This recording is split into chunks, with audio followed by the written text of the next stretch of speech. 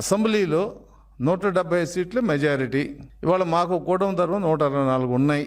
Majority మీకు లేదు వాస్తవం. అయినా మీరు వచ్చి అభిప్రాయం చెప్పుంటే అసెంబ్లీలో రికార్డ్ అవుతుంది కదా. మీరు ఎక్కడో మీ సొంత మైకులో మాట్లాడుకుంటే ఎట్లా? అది రికార్డు కాదు కదా. It's not public voice. మీరు చట్టసభలో మాట్లాడితే పబ్లిక్ వాయిస్. అది పబ్లిక్ వాయిస్లో మెజారిటీ మైనారిటీ అపోజిషన్.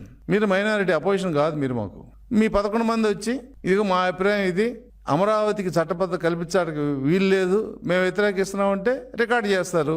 అనుకూలం, మేము దీనికి అంగీకరించినాం అంటే రికార్డు చేస్తారు. అదేమి చెప్పకుండా మీరు గోడ మీద పిల్లలాగా మేము పార్టీలో చర్చించి నిర్ణయం తీసుకుంటామంటే ఏం చర్చిస్తారు? మీరు చెప్పిన రీజన్స్ ఏంటి?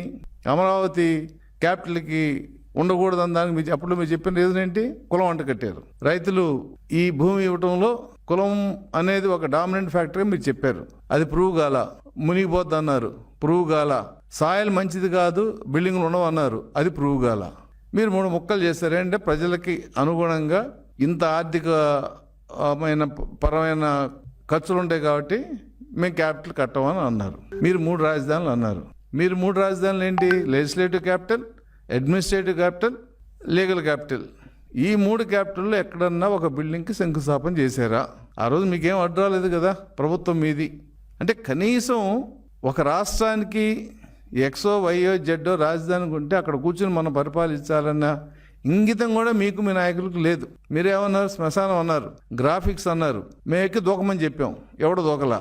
శ్మశానం అన్నారు. మరి ఇవాళ శ్మశానంలో కూర్చునే కదా మీరు తీర్మానాలు చేశారు 3 ముక్కల ఆటని. మీరు ఎక్కడో మీరు నిర్మించిన అసెంబ్లీలో మీరు చేయలా. మీరు శ్మశానం అన్న రాజధానిలో కూర్చుని, ఆ అసెంబ్లీలో కూర్చుని 3 రాజధానులు చేశారు మీరు. దాన్ని ఏమన్నా తీర్మానాన్ని? దెయ్యాలు చేసిన తీర్మానం అనాలా? దేవతలు చేసిన తీర్మానం అనాలా?